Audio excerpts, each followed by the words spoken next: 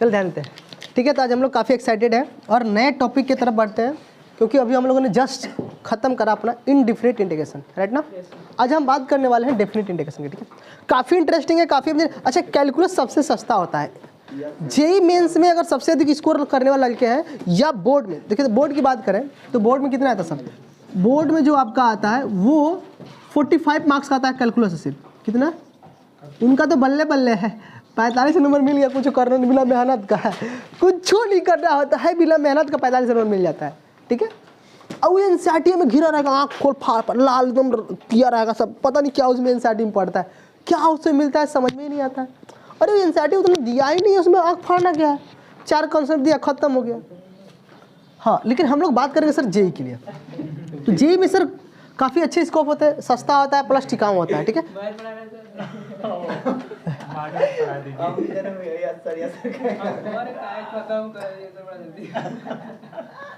ऐसा लग रहा है कुछ चढ़ा कर बैठा है सुबह सुबह गधा। चलिए बात करते हैं सर इनडेफिनिट इनडेफिनिट हो गया था ना, definite integration. Definite integration, definite integration की बात कर, ध्यान सुनिएगा सर।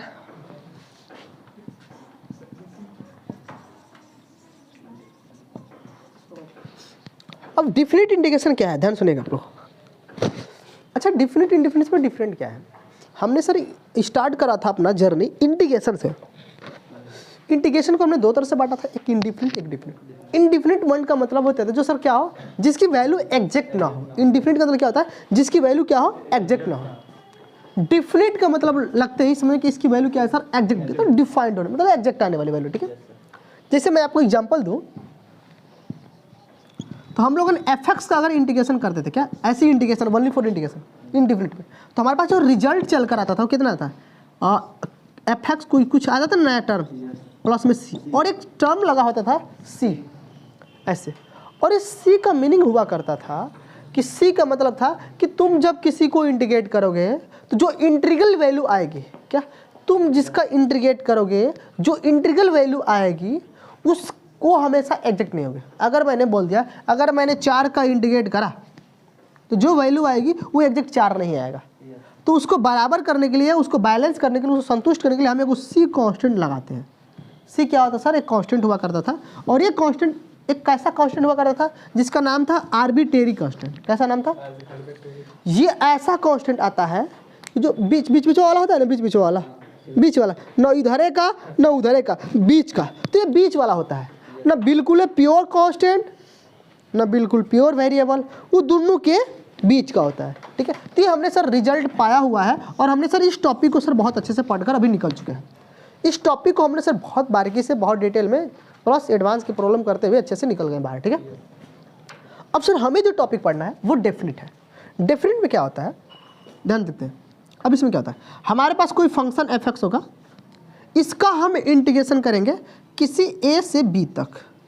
अब a से b तक करने का मतलब इसकी वैल्यू एक फिक्स हो गई है। क्या हो गई है? फिक्स हो गई है, ठीक है। जब इसका इंटीग्रेट करें तो क्या मिलेगा रिजल्ट आपको सर, fx प्लस में c, और उसके बाद क्या है, ये क्या है, a से लेके b तक मैं इंटीग्रेशन करा, मतलब हमने किसी का इंटीग्रेशन करा लेकिन किसी लिमिट में करा, हम उसके दायरे में रहकर कोई एक काम करें, ठीक है। इसका मतलब होता है किसी के अंडर में, किसी के दायरे में रहकर काम करा, और इसका मतलब होता है कि हम किसी के दायरे में नहीं है, हमारा मन हम कहीं से करेंगे, ठीक है, कुछ करेंगे, कोई मतलब नहीं, ठीक है। तो इसके दायरे में रहकर, ठीक है। अब प्रधानमंत्री कोई भी काम करते हैं तो संविधान के दायरे में रहकर करते हैं ना, तो वो उनकी लिमिटेशन है, भाई आपकी बाउंडेड है, इससे बाहर नहीं निकलेंगे, ठीक है, बात समझ रहे। लेकिन अब प्रधानमंत्री को छोड़कर जो नागरिक हैं वो तो कुछ कर सकते हैं, ठीक है, कुछ बोल सकते हैं, उनको सर है। तो इसका लिमिट हम a से लेके b देख देंगे। तो लिमिट देने का मतलब होता है कि सर एक बार अपर डालेंगे, एक बार लोअर डालेंगे। तो एक बार लोअर अपर डालिए सर, fb, एक बार अपर हो गया, फिर माइनस एक बार क्या डालेंगे आप लोग सर, लोअर, हो गया ना। अब सर ब्रैकेट खोलोगे तो माइनस का मल्टीप्लाई होगा तो क्या मिलेगा, fb प्लस में c, फिर fa माइनस c मर गया, तो क्या वजह सर आपको, fb माइनस fa। अब सर देखिए, अगर आपने इसका इंटीग्रेशन करा और आपके पास जो रिजल्ट है, क्या इसमें कहीं दूर दूर तक कोई कांस्टेंट टर्म आया सी? नहीं ना। तो ये क्या है सर, ये जो सॉल्यूशन है वो एक डिफरेंट सॉल्यूशन है। ये जो सॉल्यूशन आया कैसे सॉल्यूशन आया सर, ये सॉल्यूशन जो आया है, जो आंसर आया है वो क्या है, डिफरेंट सॉल्यूशन है। ठीक है, बात याद रखेंगे। ठीक है, समझ में आ रहा है, दिख रहा है वहां से? ये जो सॉल्यूशन है वो क्या है,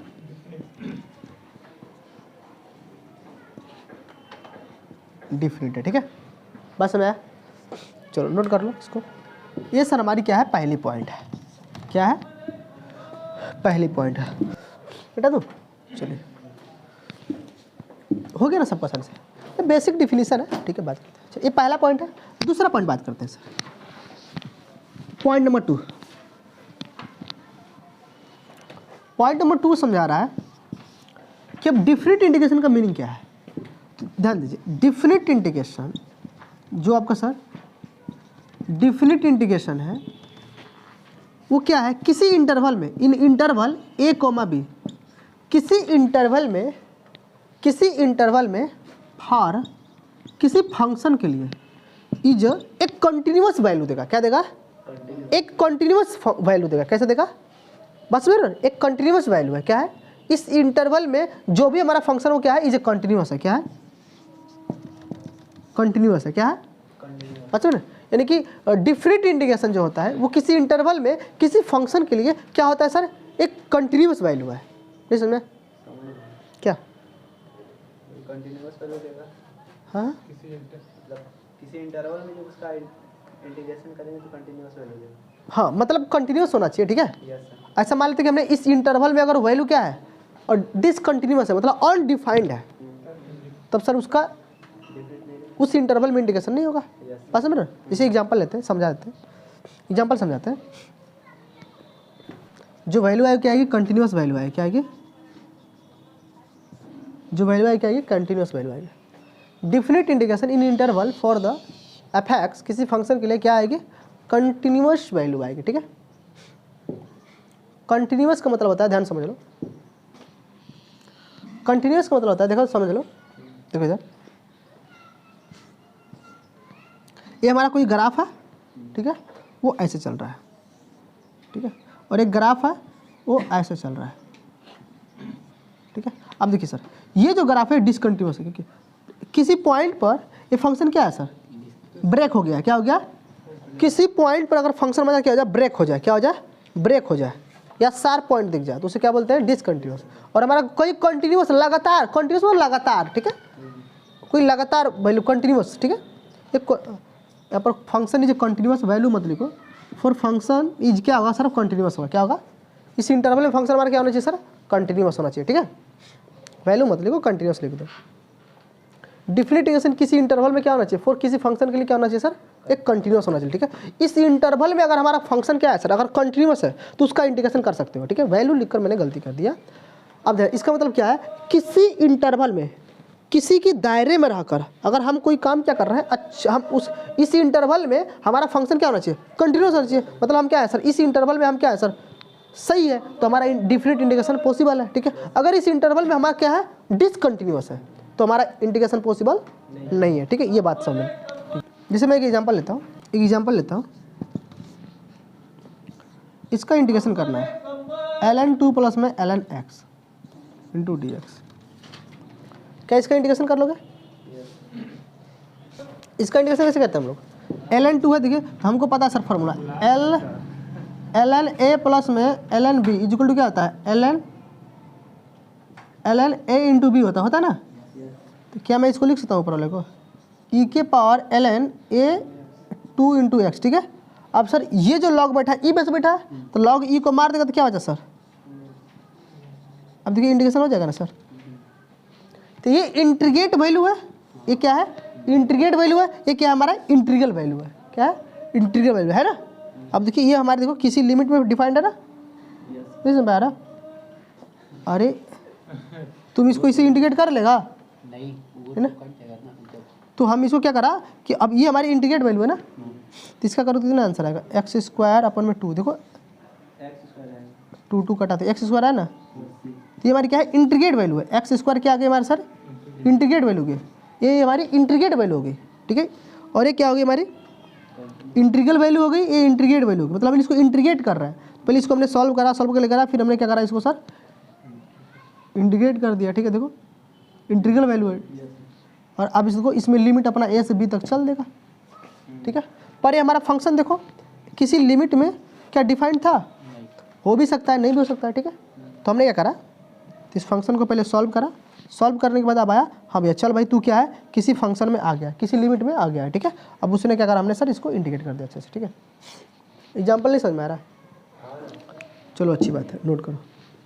अब अगली पॉइंट लिखते हैं हम लोग, पॉइंट नंबर 3।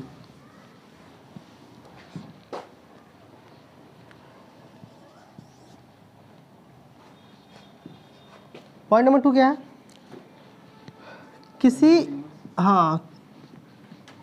किसी इंटरवल में हमारा क्या है, फंक्शन क्या है, डिफिनिट है, ठीक है।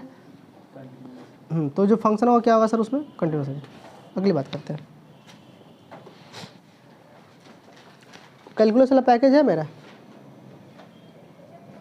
वो कौन सा लिया है पैकेज, पैकेज लाया कैलकुलस का, सब भूल गया और वो देखो लाया, अरे कर क्या रहा है तुम्ही से पूछ रहा हूँ, सिंगेज वाला कहा है लो, हमारे यहाँ पैकेज था कुछ पता नहीं क्या किए सब,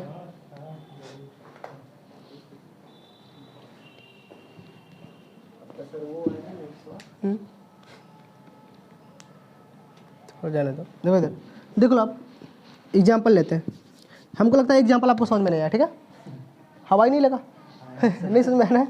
अरे हमने वो समझाने को किया कि अगर हमारे पास जो भी फंक्शन है उसको सॉल्व करने से पहले हमने क्या करा, उसका इंटीग्रेट, हम इंटीग्रल वैल्यू लेकर आए। अब इंटीग्रल वैल्यू लेकर आएंगे तभी ना चेक करके भाई तू अपने इंटरवल में अब संतुष्ट है, ये समझते हैं। जीरो से लेके आ गया सर पाई है, ठीक है। tan x का इंटीग्रेशन करो, जीरो से हमारा लिमिट क्या होगा सर, अब ध्यान सुनिएगा सर, हमारा लिमिट क्या है सर, जीरो से पाई के बीच में हो गया, जीरो से पाई हो गया।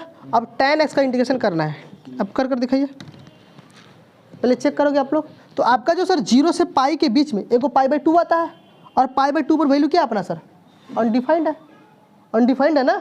अब देखो tan 90 की वैल्यू कितनी होती है, इन्फिनिटी होती है ना। तो बोले जीरो से पाई के बीच में tan कितना आएगा, एगो आएगा, यानी कि हमारा पाई जो है π/2 बिलोंग्स टू जीरो से पाई, यानी कि π/2 हमारा बिलोंग करेगा जीरो से पाई, यानी कि जीरो और पाई के बीच में π/2 आता है। जब हम इसका इंटीग्रेशन करेंगे तो मैंने बोला ना भाई तू अपनी इंटरवल में अगर कंटिन्यूस होगा तो तुम्हारा इंटीग्रेशन पॉसिबल है, अगर कंटिन्यूस नहीं है तो पॉसिबल नहीं है। तो बोले क्या ये कंटिन्यूस है अपने इंटरवल में, क्या ये फंक्शन अपने इंटरवल में कंटिन्यूस है, नहीं है ना। तो हम पहले क्या करेंगे, इसको जैसे हमने अभी करा, पहले इंटीग्रेट को इंटीग्रल करेंगे, आप ऐसे निकालोगे ना उसको बाहर, तो सर कहाँ पर ये डिसकंटिन्यूस है, तो जहाँ पर डिसकंटिन्यूस है तो वहाँ पर हम क्या लिख देंगे, उसके जस्ट पहले नेगेटिव में और प्लस में फिर जस्ट बाद, ये फंक्शन क्या होगा सर हमारा इंटीग्रेट हो जाएगा। ऐसे करते हो ना आप लोग, बेटा करते हो।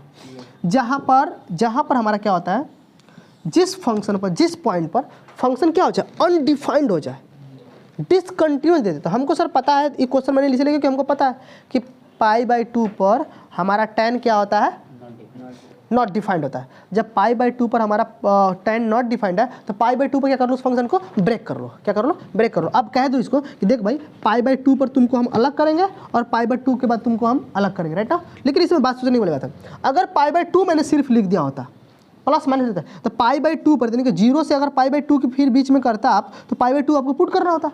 तो π/2 अगर आपने अभी पुट करा होता तो फिर अनडिफाइंड फंक्शन। तो हमें क्या करना चाहिए, हमने बोले ना कि जिस पॉइंट पर फंक्शन क्या हो डिसकंटिन्यूस मिलना स्टार्ट हो जाए, हम उसके जस्ट बगल वाला पॉइंट उठते हैं। तो π/2 पर अगर डिसकंटिन्यूस मिल रहा है तो हम जस्ट पहले और जस्ट बात कर लेंगे, हो गया। तो माइनस देखो प्लस लगा देना, अपने फंक्शन को डाल दो tan x, क्या कर दो tan x डाल दो, ठीक है। अब हो जाएगा ना। कहने का मतलब मेरा ये है कि देखिए सर, इस वाले इंटरवल पर हमारा tan x क्या है, डज नॉट एग्जिस्ट, क्या करेगा, डज नॉट एग्जिस्ट, ठीक है, नॉट डिफाइंड। अब लिखोगे ना ऐसे, मतलब ये इस इंटरवल पर हमारा फंक्शन इसका डिफिनिट इंटीग्रेशन पॉसिबल ही नहीं है, नहीं ना पॉसिबल है। आप 0 से पाई के इंटरवल में क्या tan का इंटीग्रेशन पॉसिबल है? वो क्या है? नॉट डिफाइंड है, डिफाइंड नहीं है। यानी कि सर इसका डिफिनिट इंटीग्रेशन पॉसिबल नहीं है। क्या आप बोलोगे? इसका डिफिनिट इंटीग्रेशन नॉट पॉसिबल, क्या बोल दोगे आप लोग? इसका डिफिनिट इंटीग्रेशन क्या है सर? पॉसिबल नहीं है। ध्यान सुना मैंने क्या बोला। हमने एक फंक्शन लिया जिसको इंटीग्रेट करना था 0 से पाई के बीच में। जब हमने ये देखा तो हमको ये पता चला कि कहीं ना कहीं बीच में π/2 पर ये क्या हो जाएगा? अनडिफाइंड फंक्शन हो जाएगा। मतलब उसकी वैल्यू क्या आती है? इन्फिनिटी। tan 90 की वैल्यू क्या होती है? इन्फिनिटी होती है। तब जब tan 90 की वैल्यू इन्फिनिटी आती है तो हम सीधे से बोल सकते तो हम इंटीग्रेशन नहीं कर सकते हैं। क्या तुम्हारा इंटीग्रेशन पॉसिबल है ही नहीं? रियलिटी में इसका पॉसिबल नहीं है। तो tan 0 से पाई के बीच में इसका क्या है? फंक्शन नॉट डिफाइंड है। मतलब हम ये लिख सकते हैं different integration not a possible. तो आपके मन में सवाल नहीं उठेगा क्या सर ये हमेशा के लिए है? क्या हमेशा मतलब इसका क्या हम इसका बिल्कुल ही नहीं इंटीग्रेशन कर सकते हैं? तो मैंने बोला क्यों नहीं। आप जैसे अभी पहले वाले क्वेश्चन को सिंपलीफाई किया है, e के पावर ln 2x तो पॉसिबल नहीं था ना इंटीग्रेशन, लेकिन आपने उसको सिंपलीफाई किया ना, किया कि नहीं किया? तो उसी तरह से क्या कर दो आप इसको भी देखो, इसका क्या कर दो आप सिंपलीफाई करो। तो आप क्या कर दो, जिस फंक्शन पर क्या है डिसकंटिन्यूअस है उसी फंक्शन पर आप क्या कर दो? इसको ब्रेक कर लो। क्या कर दो? उसको इधर का इधर कर लो और उसको उधर का उधर कर लो और दोनों को जोड़ दो, आपका हो जाएगा। समझ में? यानी कि जिस फंक्शन पर आपका क्या हो, फंक्शन नॉट डिफाइंड हो, उस फंक्शन उस पॉइंट को पकड़ो, उस इंटरवल को पकड़ो और वह उसके इधर को कर लो और दोनों क्या कर दो? जोड़ दो। LHS RHS कर दोनों क्या कर दो? जोड़ लो। तो हमने कहा कि तुम्हारे पर इंडिपेंडेंट तो 0 से लेके π/2 चलेंगे, लेकिन माइनस लगा कर चलेंगे। और फंक्शन क्या करेंगे? tan x into d x, फिर प्लस में, फिर π/2 प्लस, अब राइट में ना सिर्फ π/2 था।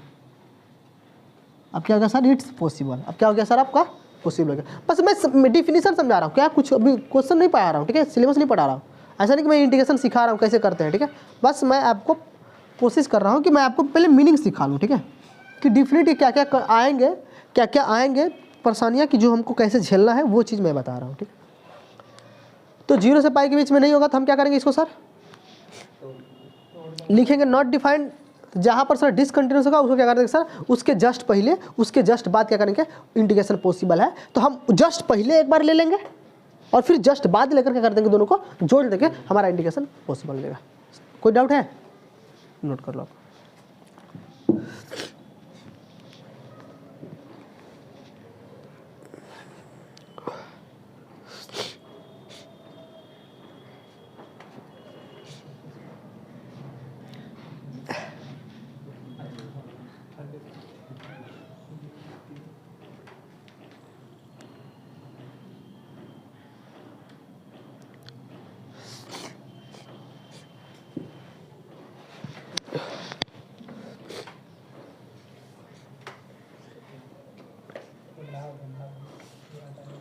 समझ में आया?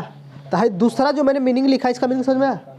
Definite integration in a, b for the किसी फंक्शन के लिए, कोई फंक्शन अगर अपने इंटरवल में क्या है?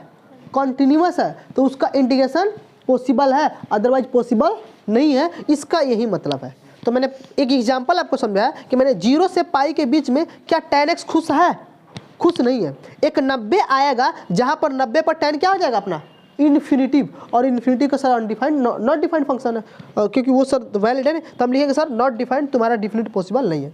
तो हम ये कह सकते हैं क्या है यार, यहाँ पर लिख देना क्या सर ये हमेशा के लिए है बात है? तो मैंने अभी मोटी मोटा समझा दिया कि सर जहाँ पर फंक्शन नॉट डिफाइंड होता है, जिस पॉइंट पर फंक्शन क्या है सर? नॉट डिफाइंड है, उसके जस्ट पहले जस्ट आगे वाली वैल्यू पकड़ लो। तो π/2 पर नॉट डिफाइंड है तो π/2 माइनस कर लो जस्ट पहले और थोड़ा सा प्लस लगा लो, थोड़ा सा आगे बढ़ गए और दोनों क्या कर दो? इंडिकेट कर दो, जोड़ दो, आपका आंसर पहुंच चुके हो, ठीक है? यही चीज़ का मतलब सिस्टम है, ठीक है? तो दूसरा मीनिंग समझ में आया ना? चलिए तीसरा पॉइंट लिखिए आप लोग। तीसरा पॉइंट काफ़ी मजेदार है। हम इंटीग्रेशन जो करते हैं उससे मिलता क्या हमको है ना? जो हम इंटीग्रेशन कर रहे हैं वो क्या चीज़ को बता रहा है, क्या चीज़ को रिप्रेजेंट कर रहा है, किसको रिप्रेजेंट कर रहा है? तो हम इसका ज्योमेट्रिकल रिप्रेजेंटेशन देखते हैं। क्या देखते हैं? ज्योमेट्रिकल रिप्रेजेंटेशन देखते हैं कि इसका ज्योमेट्रिक मीनिंग क्या है। राइट ना। तो ज्योमेट्रिक मीनिंग की बात करें तो इंटीग्रेशन और डिफरेंट इंटीग्रेशन सर ऐसा कुछ नहीं, ये सभी लोग एरिया को बताते हैं। किसको बताते हैं? किसी भी एरिया को कैलकुलेट करने के लिए इनकी डिस्कवरी करी गई थी। तो मान लेते हैं, अगर मुझे ध्यान दीजिए, अगर ये पूरा बड़ा सा रूम है, अगर मुझे इसका क्षेत्रफल निकालना है, एरिया निकालना है, तो कैसे निकालोगे? नहीं पता है तो क्या करो, हम यहाँ पर बैठे, मान लीजिए हम 0 पर बैठे हैं और यहाँ से वहाँ तक की लंबाई कितनी है सर? 100 मीटर है। तो हम क्या करेंगे, और हमने छोटा सा हमने एरिया काट लिया कि मान लेते इतने दूर का एरिया क्या है? x है, उसको काट कर उठा कर ला दिया। अब उस x का इंटीग्रेशन हम 0 से 100 का लिमिट लगाकर कर देंगे, पूरा एरिया मिल जाएगा आसानी से। तो लोगों ने यहाँ से वहाँ तक चांद पर पहुँचने के लिए कौन मेथड अप्लाई किया था? ये सब मेथड। एक बात और, इंटीग्रेशन का काम होता है किसी चीज़ को जोड़ना। क्या होता है? इसका काम होता है किसी चीज़ को ऐड करना। ये किसी भी फंक्शन को ऐड करता है। इंटीग्रेशन का मतलब समझिएगा ध्यान से कि मतलब हमने समझ ना, एक ईंटे से जोड़ जोड़ कर क्या करते हैं, हमने पूरी बिल्डिंग को बना दिया। क्या कर रहे हैं हम लोग? इंटीग्रेशन कर रहे हैं। ध्यान सुनो, इंटीग्रेशन का मीनिंग क्या होता है समझ लेना आप लोग। इंटीग्रेशन का मीनिंग हमने समझा रखा है। जैसे मान लेते हैं ये पूरी बिल्डिंग हमारी है, बिल्डिंग है, तो बिल्डिंग किससे मिलकर बनी? ब्रिक्स है ना। तो ब्रिक्स के ऊपर अपने ब्रिक्स से जोड़ कर क्या बनाया? एक बिल्डिंग बनाया। तो उसे हम बोलते हैं इंटीग्रेट करना। क्या करना? इंटीग्रेशन करना। डिफरेंशिएशन का मतलब होता है कि इस पूरी बिल्डिंग में से एक ईंटा को उठा लो, खींच लो, हो गया हमारा डिफरेंशिएशन। तो इसका काम होता है सिर्फ किसी को जोड़ना। तो ये जोड़े किसको? तो इसका ज्योमेट्रिकल जो मीनिंग है वो क्या है? किसी एरिया को ऐड करता है। क्या करता है? किसी क्षेत्रफल को क्या करता है? ऐड करता है। नहीं समझते हैं इसका? दूसरा पॉइंट समझ में आया ना? तीसरा पॉइंट समझते हैं, ज्योमेट्रिकल मीनिंग। ज्योमेट्रिकल मीनिंग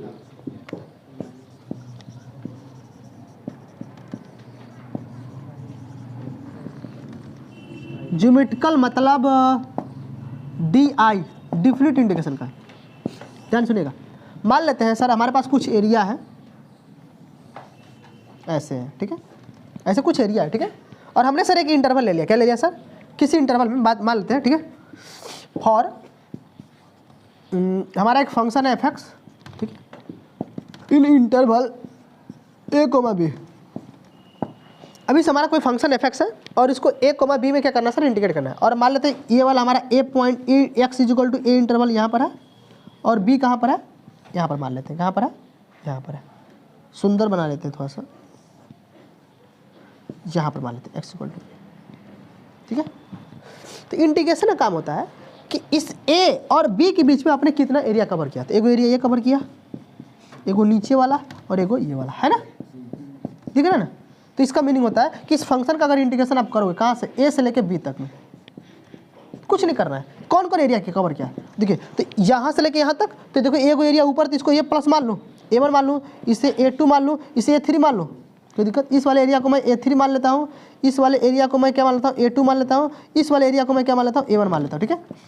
अब तीनों एरिया को जोड़ दो, काम खत्म। पर दिक्कत क्या है? एगो सर नेगेटिव में है, एगो पॉजिटिव में है। कोई नहीं sir, area is vector quantity, negative positive होगा ही। तो क्या कर दो, जो ऊपर पॉजिटिव में है उनको जोड़ो, जो नीचे वाले उनको घटा दो। तो a1 माइनस a2 प्लस में a3 हमारा क्या हो गया सर? आंसर हो गया। समझ में ना? तो इसका ज्योमेट्रिकल मीनिंग क्या है? एक किसी एरिया को क्या करते हैं? ऐड करते हैं, जोड़ते हैं, ठीक है। तो ज्योमेट्रिकल मीनिंग है, बहुत आसान है, मीनिंग समझ लो, ठीक है। तो देखिए, हमने a और b के बीच में क्या करा सर? इंटीग्रेट करना था। तो हमारे पास एक ग्राफ ऐसे हमने दे दिया, तो यहाँ से यहाँ तक बीच में एगो एरिया ऐसे कवर किया, एगो यहाँ कवर किया। तो मान लो इसको a1 a2 a3 तीनों को जोड़ दो, जो नेगेटिव है उनको नेगेटिव लगा दो, जो पॉजिटिव है उसको पॉजिटिव लगा, ठीक है। नोट कर लीजिए, इसको नोट कर लीजिए, आसान है।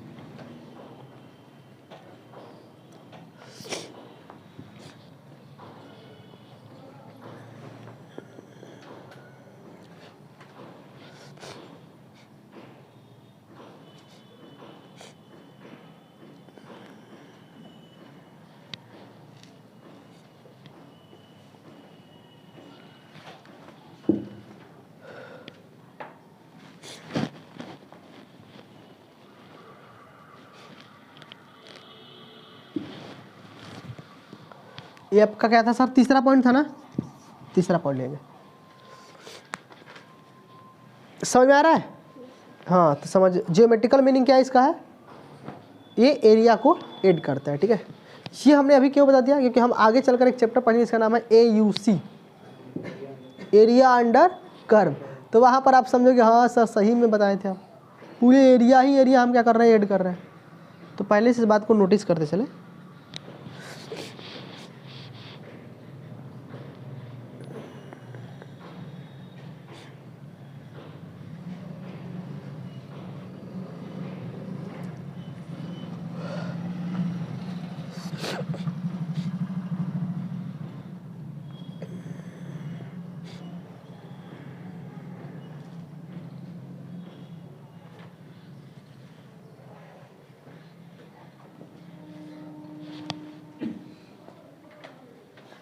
हो गया। अगला पॉइंट, चौथा पॉइंट लिखिए, पॉइंट नंबर 4। तीनों सर जितने मैंने पॉइंट बोला सबको बारीकी से समझेंगे आप लोग, ठीक है, क्योंकि पॉइंट बहुत इंपॉर्टेंट है। पॉइंट आपको आने वाले समय में बहुत यूजफुल होंगे। मैंने बोला एक फंक्शन हमारे पास है, ध्यान दीजिए, हमारे पास अगर कोई फंक्शन है लेकिन ये फंक्शन ये क्या है, डिसकंटिन्यूअस है। क्या है? डिसकंटिन्यूअस है, ठीक है। लेकिन कहाँ पर सर? एट x = c पर डिसकंटिन्यूअस है। और सर किसी इंटरवल में, इन इंटरवल a, b, हमारे पास कोई एक इंटरवल है a, b, और उसी इंटरवल में हमारा फंक्शन क्या है सर, डिसकंटिन्यूअस होता है किसी c पॉइंट पर। कहाँ पर?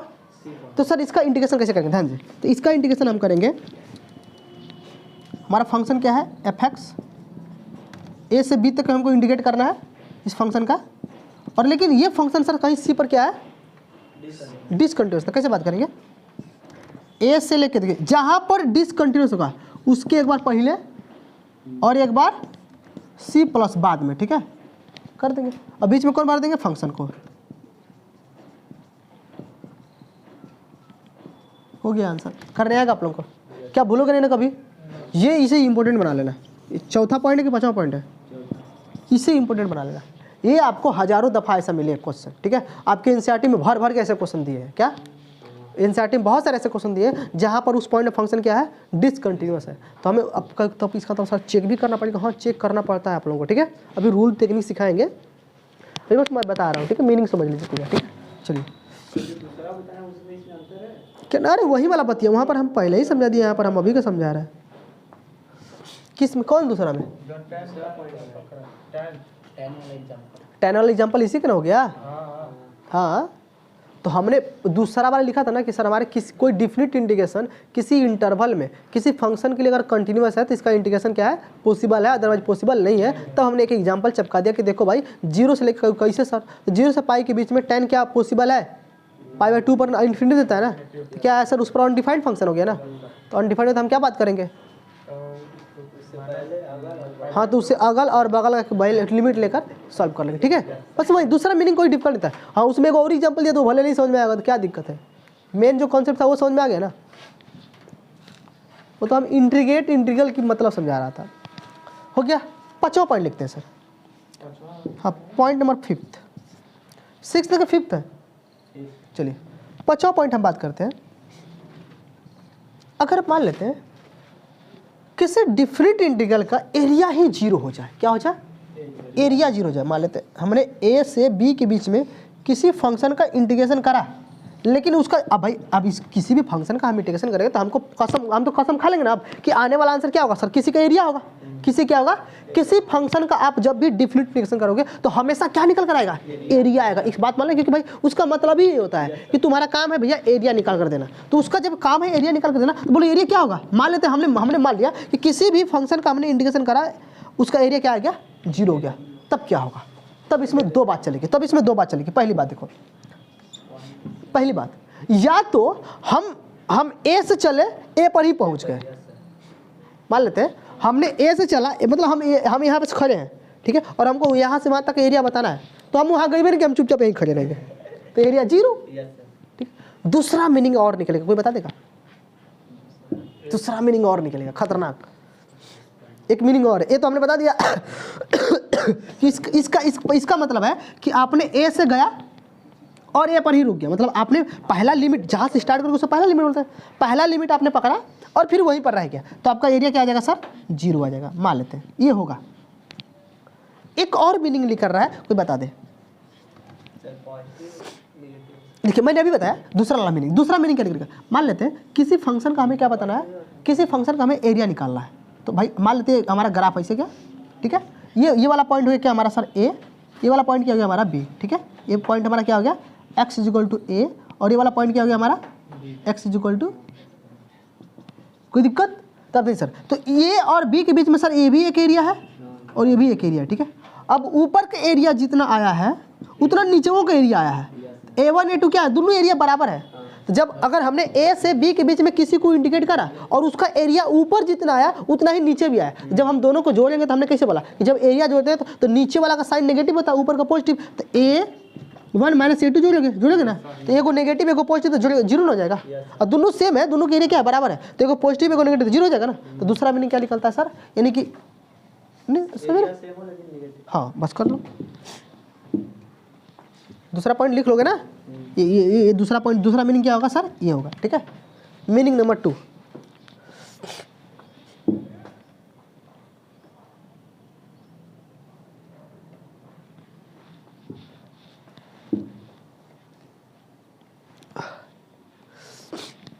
मैं मिटा दूं, मिटा कर यहाँ लिख देता हूँ दूसरा एरिया का मतलब। अगर मान लेते हैं ए और बी के बीच में कोई हमारा फंक्शन क्या हो जाए, जीरो हो जाए, क्या हो जाए, किसी इंटरवल में हमारा फंक्शन क्या हो जाए, जीरो हो जाए, तब देन क्या होगा सर, पॉजिटिव एरिया बराबर होंगे नेगेटिव एरिया के। उसका मतलब क्या निकलेगा सर, ये बहुत अच्छा है।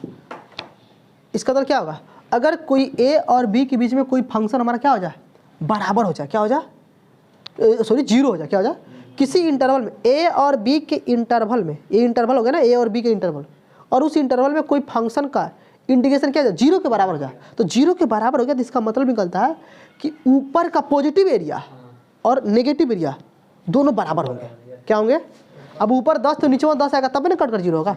अभी दिखा ना एग्जाम्पल, तो ये वाला भी डायग्राम आप छाप लेंगे, ठीक है।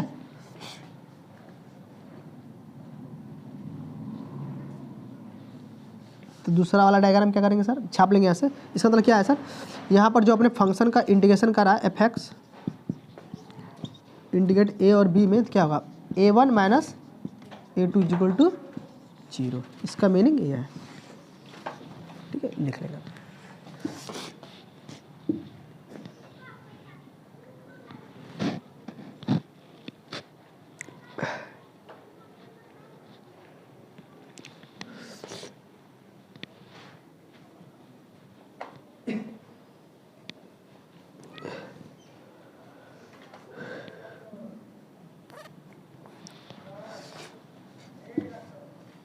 हो गया, चलिए एक क्वेश्चन दे देते हैं एग्जाम्पल इस पर, काफ़ी अच्छा वाला, मिटाने जा रहा।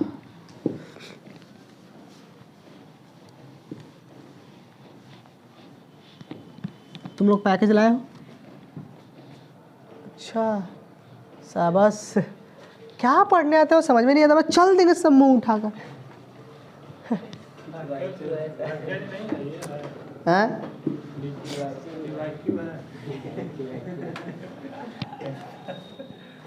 क्यों लिया है क्वेश्चन, देखिए सर काफ़ी अच्छा। बोलो, हमने जितना कॉन्सेप्ट बोला समझ में आया, समझ में कि नहीं, सब कुछ समझ में ना। ये कॉन्सेप्ट को दिमाग में इस तरह से आप रखेंगे कि फिर बात बिगड़ जाए आगे चलकर, ठीक है। क्योंकि हमको पता क्या, किसी का इंटीग्रेशन जीरो के बराबर हो जाए तो उसका मतलब क्या निकलता है, दो ये पॉजिटिव एरिया नेगेटिव एरिया क्या होंगे, बराबर होंगे, ठीक है। अच्छा, कहीं पर किसी इंटरवल में ए और बी इंटरवल है और उसमें कोई पॉइंट पर हमारा फंक्शन क्या हो जाए, डिसकंटिन्यूअस हो जाए, तो हम क्या करेंगे, उसी पॉइंट पर थोड़ा सा नेगेटिव थोड़ा सा पॉजिटिव लगा क्या करते हैं, ब्रेक कर दोनों को जोड़ देंगे, ठीक है। दूसरा पॉइंट क्या था सर, किसी इंटरवल में अगर फंक्शन हमारा कंटिन्यूअस होगा तभी हम उसका इंडिफिनिट कर सकते हैं, अदरवाइज नॉट पॉसिबल। पहला पॉइंट तो समझिए आप।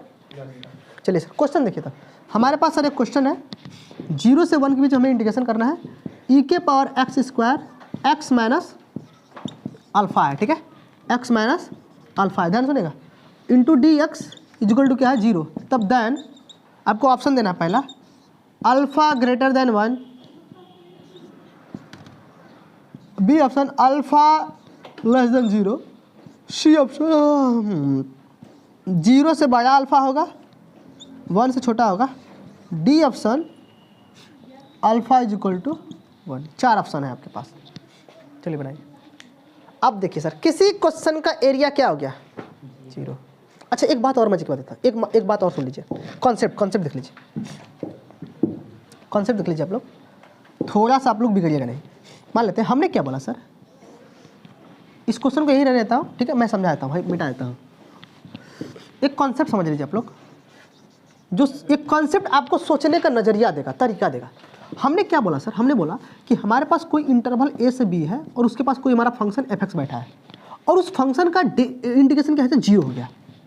जीरो हो गया, इसका मतलब ये फंक्शन जो एरिया है, इसका जो एरिया जीरो हो गया ना, कहने का मतलब ये है कि हमारा जो फंक्शन होगा, ध्यान सुनिएगा, हमारा जो ऐसे लिमिट होगा ना, ऐसे कुछ होगा, मान लेते हैं, ठीक है, ये यहाँ से और यहाँ तक, ठीक है, ये वाला जो एरिया होगा और ये वाला जो एरिया होगा, ये वाला एरिया होगा जो ये वाला, अभी पूरा हमारा फंक्शन ही है ना, ध्यान सुनिएगा, ये हमारा पूरा फंक्शन एफ एक्स है ना। अब ये पूरा फंक्शन हमारा एफ एक्स ऐसे गया होगा, मान लेते कोई हमारा फंक्शन होगा जो ऐसे ऐसे डांस कर गया होगा, हमको नहीं पता, हमने ऐसे खींच देते हैं, ठीक है, आप भी ऐसे मान लेना, ये कोई फंक्शन होगा जो ऐसे ऐसे गया होगा, ठीक है, और इसका एरिया जीरो हो गया, तो पक्का ऊपर वाला एरिया A1 और नीचे वाला एरिया A2 क्या होगा, बराबर होंगे, और एक पॉजिटिव एक नेगेटिव होगा, तो कट करके आ जाएगा, जीरो हो जाएगा, इक्वल एंड, तो यानी कि A1 यानी कि पॉजिटिव एरिया बराबर होगा नेगेटिव एरिया के, ठीक है। इसका मतलब ध्यान सुनिएगा, अगर पॉजिटिव एरिया और नेगेटिव एरिया के बराबर है तो एक बात याद रखो, जो आपका ये पूरा फंक्शन एफ एक्स है ना, ये पूरा फंक्शन क्या है, एफ एक्स है ना, ध्यान सुना, ये जो पूरा फंक्शन क्या है आपका एफ एक्स है, एफ एक्स जो फंक्शन है वो कहीं ना कहीं किसी न किसी जीरो पॉइंट पे जरूर आएगा, ध्यान दो। मान लेते हैं अगर कोई जीरो पॉजिटिव और नेगेटिव के बीच में कौन आता है, जीरो आता है ना, तो अगर मान लेते ऊपर का बंदा पॉजिटिव नीचे का बंदा नेगेटिव, तो पक्का अगर वो दोनों बराबर है, पक्का एगो बीचों में जीरो जरूर आया होगा ना, नहीं, मतलब हमेशा इस बात को याद रखना कि हमारा फंक्शन जो होगा वो हमेशा जीरो के बराबर होगा, उस केसेस में फंक्शन क्या होगा, उस केस में हमेशा जीरो के बराबर, इस बात को याद रखना, ठीक है। यानी कि अगर हमारे किसी फंक्शन का अगर एरिया जीरो है तो कुछ इस तरह से जीरो है कि एक बार ऊपर का एरिया, और जब वो टिप मारेगा नीचे, तो जहां पर टिप मारेगा वहां पर वो फंक्शन क्या होगा हमारा सर, जीरो के बराबर होगा, और तभी नहीं सर ऊपर वाला नीचे वाला बराबर होंगे आपस में, नहीं समझ में, ये मीनिंग समझ में आ रहा है, मैं जो कहना चाह रहा हूँ समझ में आ रहा है, मतलब अगर सर ऊपर का एरिया नीचे का एरिया क्या है सर, बराबर है, तो फंक्शन ऊपर से नीचे आएगा तो बच्चों कहीं कहीं एक्स पर तो काटा होगा ना फंक्शन, ये फंक्शन तो वाई के बराबर होता है ना, तो फंक्शन देखिए ये एक्स पर कहीं जगह काट दिया, जहाँ पर एक बार देखिए टिप मारा ना, एक बार जहाँ पर टिप मारेगा वहीं पर क्या होगा हमारा फंक्शन एफ क्या हो जाएगा सर, जीरो हो जाएगा, क्योंकि एरिया जीरो होने के लिए एक बार ऊपर और नीचे बराबर होना पड़ेगा, तो ऊपर से नीचे आने के लिए एक बार टिप मारना पड़ेगा उसको, यानी कि जीरो से होकर गुजरना पड़ेगा। अब ध्यान सुनिए, मान लेते ये वाला बंदा पॉजिटिव है, ठीक है, और इसको नेगेटिव में पहुंचना है, ठीक है, जीरो को छोड़कर पहुंच जाएगा नेगेटिव में, जीरो को लेकर ना जाएगा नेगेटिव में, पहले जीरो पर पहुंचेगा उसके बाद नेगेटिव में पहुंचेगा, यानी कहीं ना कहीं वो फंक्शन हमारा क्या होगा सर, जीरो पर होगा, यानी कि जीरो के बराबर होगा, तभी सर नेगेटिव क्या होगा। अब ये वाले बंदे दोनों क्या है, बराबर हो गए हैं, तभी ना सर एरिया इसका जीरो आया है, नेगेटिव पॉजिटिव एरिया क्या हो गया, बराबर हो गया, तब दोनों क्या है सर, जीरो, उसका इंडिकेशन क्या है सर, जीरो है, तो बात समझ में आया ना। इसका बता देखिए सर, अब इस क्वेश्चन में देखिए सर, ये हमारा 0 से 1 तक लिमिट है और ये फंक्शन जो इसका इंटीग्रेशन है वो क्या है सर, 0 के बराबर है, तब पक्का इसका एरिया 0 आया होगा, ध्यान सुनो, पक्का इसका एरिया क्या आया होगा, मतलब ये फंक्शन क्या होगा, मतलब ये फंक्शन क्या होगा, 0 के बराबर होगा, नहीं समझ में आया, हाँ नहीं समझ में आया, अरे क्वेश्चन को समझो ना, क्वेश्चन को अगर पढ़ना सीख गया तो क्वेश्चन आगे तो पीड़ा देगा, और मैं आपको बोल देता हूँ पहले, इसका इंडिकेशन दुनिया में पॉसिबल ही नहीं है, इस वाले फंक्शन का इसका इंडिकेशन पॉसिबल नहीं है, कुछ कर लो नहीं होगा, इसलिए, लेकिन क्वेश्चन हमने इसको देकर क्यों बता रहा हूँ, क्योंकि इसके पीछे लॉजिक छुपा दिया हमने, कॉन्सेप्ट दे दिया, और कॉन्सेप्ट तो हो जाएगा ना। कॉन्सेप्ट क्या है, अगर इसके बराबर इसका इंटीग्रेशन, इसका डिफिनिट इंटीग्रेशन अगर 0 है तो पक्का इसका एरिया क्या होगा सर, पॉजिटिव और नेगेटिव एरिया बराबर होंगे, मतलब कहीं ना कहीं एक बार टिप जरूर मारा होगा, मतलब कहीं ना कहीं एक बार जरूर टिप मारा होगा, और जहां पर टिप मारा होगा वहीं पर क्या होगा फंक्शन, तो ये बोलो पूरा 0 के बराबर है कि नहीं, 0 के बराबर है, तो सॉल्व मत करो सर, इसको लिख दो तुम क्या है, 0 के बराबर है, कम खत्म। अब ये वाला क्या है, ये देखिए एक्सपोनेंशियल फंक्शन ऑलवेज पॉजिटिव होता है, क्या होता है, अब जो बंदा ऑलवेज पॉजिटिव होगा वो कब 0 के बराबर होगा, ठीक है, हम 0 के बराबर नहीं होगा तो इसको हटा दो। एक्सपोनेंशियल फंक्शन क्या होता है, ऑलवेज ई के पावर कुछ बैठा दो वो ऑलवेज पॉजिटिव होगा, तो जो ऑलवेज पॉजिटिव होता है वो कभी 0 के बराबर नहीं होगा, तो खाली बच गए ये, तो भाई इनको तो 0 होना पड़ेगा, तो ये जिस दिन 0 हुए, क्या ये जिस दिन 0 हुए उस दिन एक्स क्या मिल गया सर? एक्स वैल्यू क्या है सर? अल्फा है। तो आप बोलिए अल्फा कहाँ है? अल्फा। अब अल्फा सर पॉजिटिव है कि नेगेटिव क्या है हमको नहीं पता है ना, लेकिन हमको तो ग्राफ तो आता है ना सर। इसका मैं ग्राफ खींच दूँ? आपको भी नहीं पता, हमको भी नहीं पता, लेकिन हम ऐसे मान लेते हैं तुम्हारा ग्राफ क्या होगा सर? एगो ऊपर एगो नीचे गया होगा, काम खत्म। क्योंकि भाई अगर तुम जीरो के बराबर हो, तुम्हारा एरिया बराबर, तुम्हारा पॉजिटिव एरिया नेगेटिव एरिया बराबर, तो एक बार ऊपर एरिया एक बार नीचे एरिया, समझ में आ रहा है ना? एक बार ऊपर एक बार नीचे। अभी दोनों एरिया क्या होगा? एगो पॉजिटिव एगो नेगेटिव, ये दोनों बराबर होगा। अभी ग्राफ क्या होगा? एक बार टिप जरूर मारा होगा, जहाँ पर टिप मारा होगा बराबर ऐसे ध्यान दीजिए। तो क्या होगा सर? हमने सर कहाँ चला? ध्यान सुनिए सर, हमने कहाँ चला? देखिए तो हमने पहले x इक्वल टू 0 से चला, हमारा लिमिट कहाँ है सर? 0 से चला, और सर कहाँ तक पहुँचा? 1 तक ना। ध्यान दीजिए। अब देखिए इसका एरिया 0 किसके बीच में मिला होगा? 0 से 1 के बीच में ना। तो हमने 0 से चला और 1 तक पहुँचा, तो एरिया क्या हो गया सर इसका? पॉजिटिव एरिया नेगेटिव एरिया क्या हो चुका? बराबर हो चुके थे। तो एक बार कहीं ना कहीं टिप मारा होगा, तो जहाँ पर टिप मारा होगा वहीं पर अल्फा आया होगा सर। जहाँ पर टिप मारेगा वहीं पर ना हमारे रूट्स आएंगे। फंक्शन 0 कब मिलता है? और फंक्शन उसी पॉइंट पर 0 मिलेगा ना जहाँ पर उसके रूट्स क्या दे दे? 0 दे दे। कोई देखे क्वाड्रेटिक इक्वेशन सॉल्व करते थे आप लोग, क्वाड्रेटिक इक्वेशन में एक्स वैल्यू निकल आता था, तो एक्स वैल्यू जो आते थे 2 3 उसको पुट करने पूरा फंक्शन 0। तो मतलब वो जो एक्स का वैल्यू होता था वो उस क्वाड्रेटिक इक्वेशन के रूट्स होते थे ना। तो हाई जो एक्स लेकर आए हो ये इस फंक्शन का रूट्स है ना, इसको एक्स वैल्यू अल्फा पुट कर देखो 0 आ जाएगा। तो इस फंक्शन का रूट्स ना हो गया। तो मतलब एक बार अल्फा जो एक्स बराबर अल्फा आया, मतलब ये फंक्शन 0 कहाँ हुआ होगा? किसी अल्फा पर 0 हुआ होगा। जो टिप मारा होगा कहाँ जी मारा होगा? अल्फा मारा होगा। तो यानी कि सर अल्फा कहाँ है सर? 0 से बड़ा और 1 के बीच में। तो बोलिए ऑप्शन कौन? सी। नहीं समझ में आया? सर आप जेई लेवल सोच रहे हो, क्या सोच रहे हो? ये बोर्ड अभी है ही नहीं, एक बार मैंने जेई डालकर सोचवा दिया आपको। मतलब क्वेश्चन ले लिया तो अब सोचो ना, क्योंकि हमने जो कॉन्सेप्ट दिया उस क्वेश्चन को सीधे अच्छे से फ्रेम करते हैं। ये जो क्वेश्चन है आपका सर आईआईटी एडवांस में बहुत पुराने पूछ चुके हैं। समझ में आया कि नहीं आया? देखो आपको भगाना नहीं है, ठीक है? भगाना नहीं है कि तुमको डर जाओ कि मेरे भाग जाओगे, दिन क्लास में मत करो, ठीक है? तो समझ में आ गया ना? तो आपने क्या सीखा? आपने 4 चीज़ सीखा। पहली बात देखो, अगर किसी के बाद ये कॉन्सेप्ट बहुत इंपॉर्टेंट है, याद रख लेना।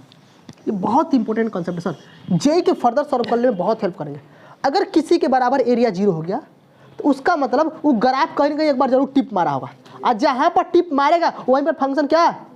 अब कोई फंक्शन 0 होगा, मान लेते हैं ये क्वाड्रेटिक इक्वेशन 2x² प्लस में 4x प्लस में 1, अगर ये क्वाड्रेटिक इक्वेशन क्या है सर? 0 है, तो सर x की वो कोई ऐसी वैल्यू होगी जिसको पुट करने पे 0 होगा। तो अगर हमारा ये वाला फंक्शन अगर 0 आया तो इसकी कोई x की वैल्यू होगी जहाँ पर फंक्शन 0 होगा, तो जहाँ पर टिप मारेगा वहीं पर x की वैल्यू आएगी। जैसे सर अल्फा है ना x की, मतलब अल्फा पर टिप मारा होगा, एक बार ऊपर से आया और टिप मारकर नीचे से, ठीक है? तो अल्फा पर टिप मारा तो अल्फा पर क्या होगा? फंक्शन हमारा 0 दे देगा।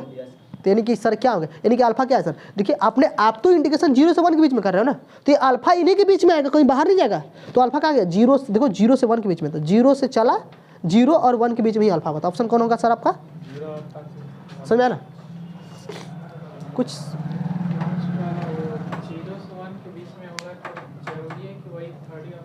हाँ सर ये फिक्स हो गया ना आपका। आप दें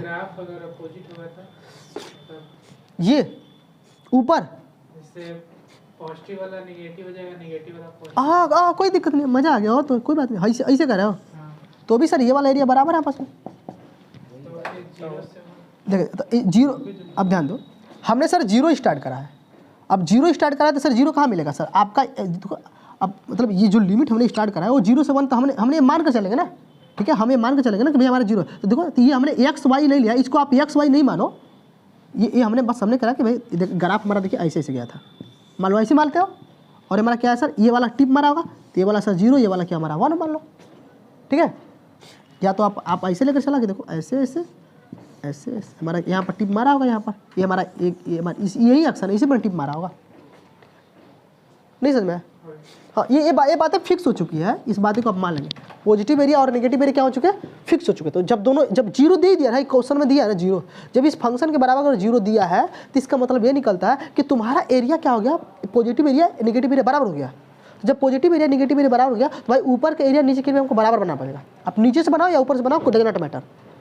ये आप नीचे से बनाओ या ऊपर से बनाओ, कोई दिक्कत नहीं है, ठीक है? बस ये दोनों एरिया क्या है? बराबर है, ठीक है? तो ये हमारा 0, ये हमारा क्या होगा? हमारा x = 0 है सर, x 0 यहीं पर मिलेगा ना, और x इक्वल टू, हम x देख रहे हैं सर, y में नहीं देख रहे हैं, ठीक है। ये लिमिट x में चल रही है, ठीक है। यहाँ पर क्या होगा सर हमारा 1, ठीक है, दोनों तरफ से। और इसको सॉल्व करेंगे सबसे अच्छा कंसेप्ट, जहाँ पर तुम टिप मारोगे वहीं पर तुम्हारे रूट्स क्या होंगे, आएंगे, मतलब उसी रूट्स पर तुम 0 होगा। तो भैया ये फंक्शन क्या होगा, 0 के बराबर होगा। तो मैंने लिख कर यहाँ पर रूट्स निकाले, भाई अल्फा पर तुम क्या हो 0 हो, तो अल्फा यहीं पर टिप मारा होगा। तो हमको ग्राफ थोड़ा आ रहा है, आपको भी थोड़ा आ रहा है, लेकिन आप तो इसे रेंडमली ड्रॉ कर सकते हो ना और बता सकते हो। क्या समझ में आया, अंडरस्टैंडिंग हुआ? देखो नहीं होगा तो बोल देना, ठीक है। अभी बेसिक है, क्या है, अभी तो पार्टी शुरू हुई है।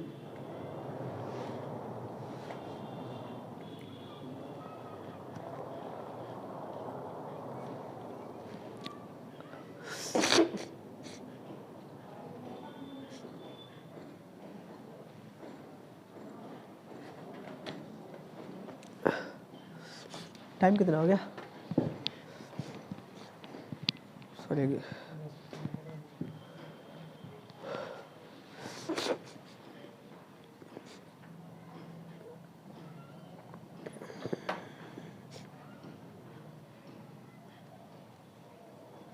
गया। अभी किताब मत ढूंढो, ठीक है। अभी तो हमने डिफिनीशन स्टार्ट किया है ना, ठीक है। लगेंगे किताब भी लाएंगे, अभी तो मैंने सिर्फ डिफिनीशन दे रहा हूँ। और 4 ही पॉइंट दिया ना आपको, 4 से 5 पॉइंट दिया। 5 पॉइंट जो डिफिनीशन दिया, उस डिफिनीशन को ही बस बूस्टअप कर रहा हूँ, मजबूत कर रहा हूँ, ठीक है। क्यों 5 पॉइंट अगर हमारे मजबूत हो जाएगा ना, तो शुरू से लेकर लास्ट तक वही 5 पॉइंट रिपीट करते रहेंगे। और जिसको ये 5 पॉइंट अभी का आ गया वो क्वेश्चन कर लेगा। अगर नहीं समझ में आया तो फिर समझ लेना, ठीक है। समझ में आएगा ना सबको, निकलूँ ना यहाँ से। चलिए तब एक क्वेश्चन ले लीजिए आप लोग। एक बात और लिख लीजिए, देखिए इस वाले फंक्शन आपको, देखिए कोई इसमें स्मार्ट स्टूडेंट आएगा, कहेगा नहीं सर हम इसका इंटीग्रेशन कर सकते हैं, हम इसका इसमें मल्टीप्लाई करेंगे, इसका इसमें मल्टीप्लाई करेंगे, और सर क्या करेंगे, इसका इंटीग्रेशन करेंगे, इसका इंटीग्रेशन करेंगे। कर लो, सुसाइड करने का नौबत आ जाएगा। सर इसका इंटीग्रेशन पॉसिबल है ही नहीं दुनिया में। ध्यान देख, ई के पावर एक्स स्क्वायर का इंटीग्रेशन नहीं पॉसिबल है, पॉसिबल नहीं है। ऐसे 6 से 7 क्वेश्चन जो है जिसका इंटीग्रेशन पूरी दुनिया में नहीं पॉसिबल है, ठीक है। तो वही वाला इसके साथ लग करा है, तो बोलिए कैसे पॉसिबल हो जाएगा, नहीं ना। लेकिन हमने इस क्वेश्चन को एक कॉन्सेप्ट के थ्रू सॉल्व करा, ठीक है। सर इसका क्यों नहीं पॉसिबल है, इसका एरिया दिखता ही नहीं है, बस मान लो। प्रूफ करूँगा तो समय लगेगा। दिखता ही नहीं है। हाँ सर हम लोग इसी में करके आए हैं, कहाँ इसको कर कराया, इंटीग्रेशन में सही के पावर एक्स क्या है तो उसकी वैल्यू सही आती थी। इंटीग्रेशन तो होता है। तो एरिया तो अपनी होगी ना, एक इसकी तो डिफरेंट वैल्यू है ना, एक फिक्स आएगा ना, इसकी डिफरेंट नहीं पॉसिबल है, इसका डिफरेंट। सर इंडिफरेंट में आएगा तो हो जाएगा। हाँ इंडिफरेंट में कर सकते हो, पर डिफरेंट में पॉसिबल नहीं है, ठीक है। कोई अगर डरवाना चाहे तो देखकर डरवा दो, लोग करो। तो सर इसे से याद करना होगा। साते को ये कितना याद करोगे।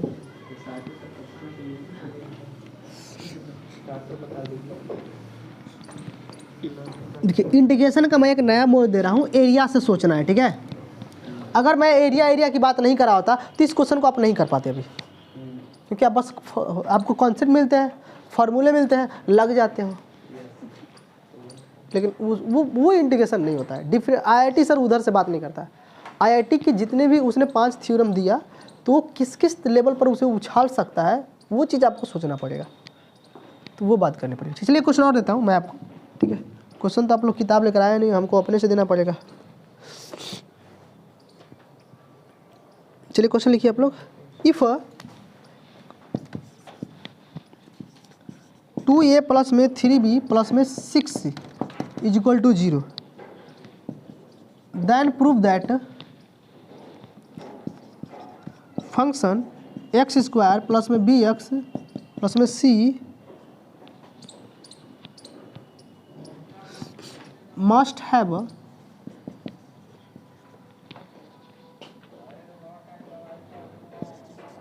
at least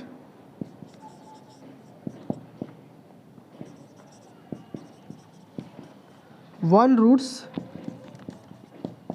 one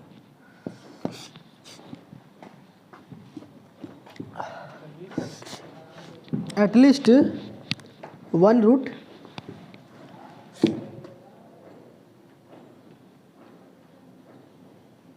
ऐसा क्वेश्चन है कि किधर से इंटीग्रेशन है? सर जेई ऐसे बोलेगा, ठीक है। अब ध्यान सुनिए, कॉन्सेप्ट आपको मिल चुका है, आपको बस सोचना है। कहना क्या है, देखिए इसमें एक वर्ड यूज करा हमने सर, अभी ग्राफ में समझाया आपको। इसमें एक वर्ड लिखा है एटलीस्ट वन रूट्स। अगर किसी भी फंक्शन के अगर एटलीस्ट वन रूट्स है किसी इंटरवल में, ध्यान सुनिएगा, तो पक्का वो एक बार डिप जरूर मारा होगा, उसी पॉइंट पर मारा होगा ना। अरे अभी क्वेश्चन बोला ना, देखो ये ग्राफ हमारा था ना, अब ग्राफ पे हमारा एक बार डिप मार रहा था, एरिया अगर किसी भी फंक्शन का अगर एरिया क्या है 0 है तो पक्का एक बार डिप मारा कि नहीं मारा। अभी मैंने लिखा ना क्वेश्चन में, अगर मान लेते हमारे पास एक फंक्शन था fx, हमारे पास एक फंक्शन था fx a और b में, अगर इसका हमने एरिया 0 कर दिया, क्या कर दिया, एरिया 0 कर दिया, तो ये एक बार जरूर कहीं ना कहीं डिप मारेगा। अगर किसी फंक्शन का एरिया क्या होगा 0 हो गया तो वो एक बार कहीं ना कहीं डिप मारेगा, और जहां पर डिप मारेगा वहीं पर उसके रूट्स होंगे, क्या होंगे। अब रूट्स का मतलब होता है कि उसी पॉइंट पर फंक्शन क्या होगा 0 के बराबर होगा, बात समझ रहे हैं? यानी कि इसका मतलब होता है जहां पर वो डिप मारेगा उस डिप पर क्या होंगे, रूट्स आएंगे। क्या आएंगे, एक रूट्स आएगा, क्या आएगा, 1 रूट्स आएगा, और उस 1 रूट्स का मतलब होता है कि उसी 1 रूट्स पर फंक्शन क्या होगा हमारा सर, मतलब उसी पॉइंट पर फंक्शन क्या होगा सर, 0 होगा, उसी रूट्स पर 0 होगा ना, तो जहां पर डिप मारेगा वहीं पर हमारा फंक्शन क्या होगा सर, 0 के बराबर होगा। कोई दिक्कत सर?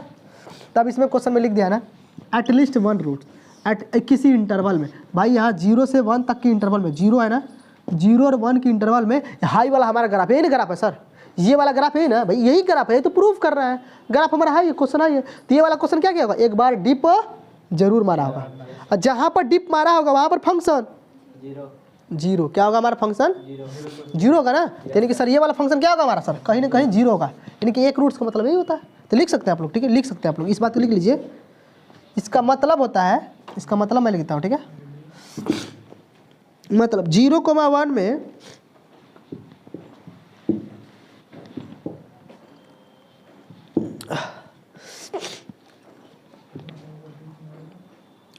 आप हिंदी में लिखिए, भोजपुरिया में लिखिए, 0 मतलब इसका है, मतलब 0,1 क्या 0,1 इंटरवल में ग्राफ एक बार एटलीस्ट डिप मारा होगा, लिख दो,